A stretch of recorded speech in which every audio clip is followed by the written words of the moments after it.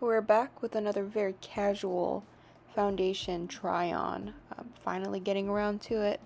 It is NARS Soft Matte.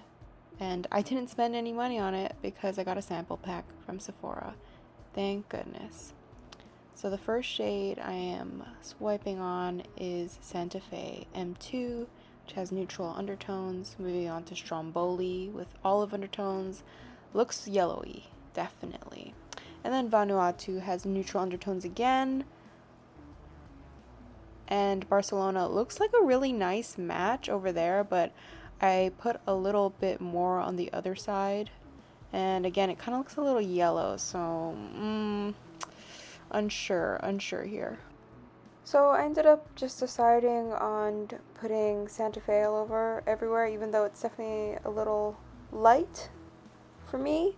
Simply because I didn't want to walk around looking as though I had a fake tan on.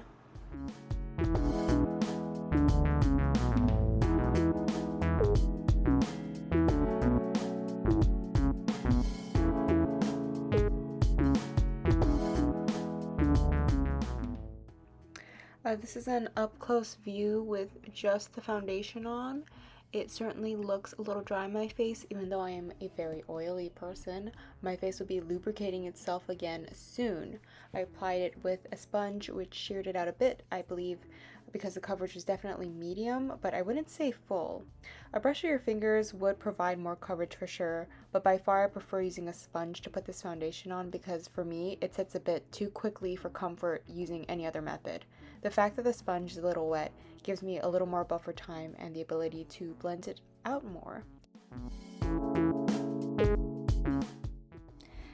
And this is how Barcelona looks like on my skin, since I realized that getting a foundation that is too light for my skin could add to the sheerness. Even if it isn't full coverage, I like the finish and look it gives me right after wearing it to about 4 hours wearing it.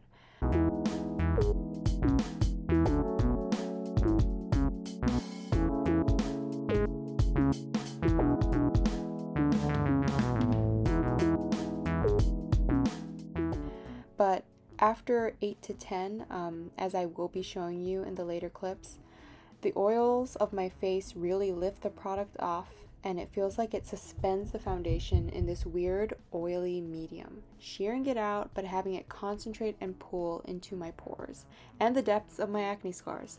Not unusual for higher coverage foundations. And that's the weird thing. I wouldn't recommend it for dry skin because it will cling to those dry areas and look flaky, and yet there are also consequences for those with very oily skin such as myself. So bottom line, if I'm going out to the club or dinner getting glam at like 4 or 6 p.m. and will not be out too late or in a well-lit area, I would wear this foundation no problem. But it's definitely not my preference for a work day or let's say an important event like wedding or all-day thing that would have photos or have me in a well-lit area. So I'm really grateful and happy to have tried it out without buying it because I wouldn't be too happy. I don't think it's that awful, but yeah, I just wouldn't be too happy. But take a look and decide for yourself whether this formula is exactly what you're looking for or not. And thank you very much for watching.